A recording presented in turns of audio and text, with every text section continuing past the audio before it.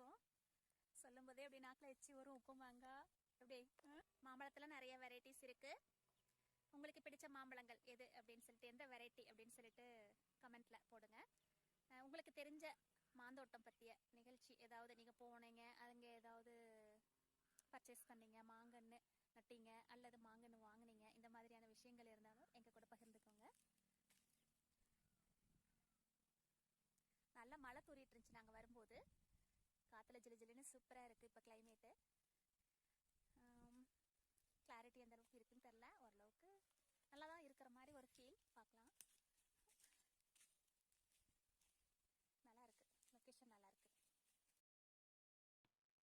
Correct friends, இன்றைக்கி நம்ம travel விலாகில் ஒரு மாந்தோட்டத்துக்கு போகிறோம். இது பார்த்திங்கன்னா நம்ம கதிர்மலை முருகன் கோயில் லாஸ்ட் டைம் எபிசோட் பார்த்துருப்பீங்க ட்ராவல் விலாகில். அதிலிருந்து நம்ம போகிற வாழவந்தி அப்படிங்கிற ஒரு கிராமம் தான் இது.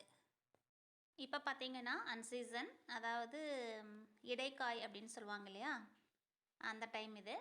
இங்கே வந்து கிளிமூக்குக்காய், அப்புறம் பார்த்திங்கன்னா குண்டு மாங்காய் கூட இருந்துச்சு. நீங்கள் இப்போ வீடியோவில் பார்த்துட்ருப்பீங்க. இங்கே பாருங்கள் ஃப்ரெண்ட்ஸ், இந்த குண்டு மாங்காயில் அந்த சின்னதாக மாவடுன்னு சொல்லுவாங்க இல்லையா, அது வந்து எனக்கு ரொம்ப பிடிக்கும். உங்களுக்கு எப்படின்னு தெரியல, ஒவ்வொருத்தருக்கு ஒவ்வொரு ஸ்டேஜஸ் பிடிக்கும் இல்லையா. ஒரு சிலருக்கு ரொம்ப பெரிய காயானதையும் ஊறுகாயெலாம் போடுவாங்க. ஒரு சிலர் வந்து அந்த மாவடு குட்டியாக இருக்கும்போது அந்த மாவடு ஊறுகாய் போடுவாங்க. எனக்கு அந்த மாவடு ரொம்ப பிடிக்கும். இந்த தோட்டத்தில் பாருங்கள், அந்த மெயின் ஸ்டெம் அப்படிங்கிறதே இல்லாமல் பிரான்ச்சஸ், அந்த தரை லெவல்லேருந்து பிரான்ச்சஸ் மாதிரி இருக்குது. ஒருவேளை இளம் மரமாக இருந்தால் இந்த மாதிரி இருக்குமோ அப்படிங்கிற ஒரு டவுட்டு. உங்களுக்கு இதை பற்றி தெரிஞ்சால் கமெண்ட் செக்ஷனில் சொல்லுங்கள்.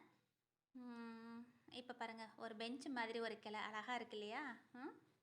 தோட்டம் ஃபுல்லாக சுற்றி வந்தாலும் நடுநடுவில் இந்த கிளைக்கிட்டே நான் வந்தேன். அழகாக பெஞ்ச் மாதிரி இந்த கிளை. நிறைய கதைகள் பேசணும்னு ஒரு ஆசை.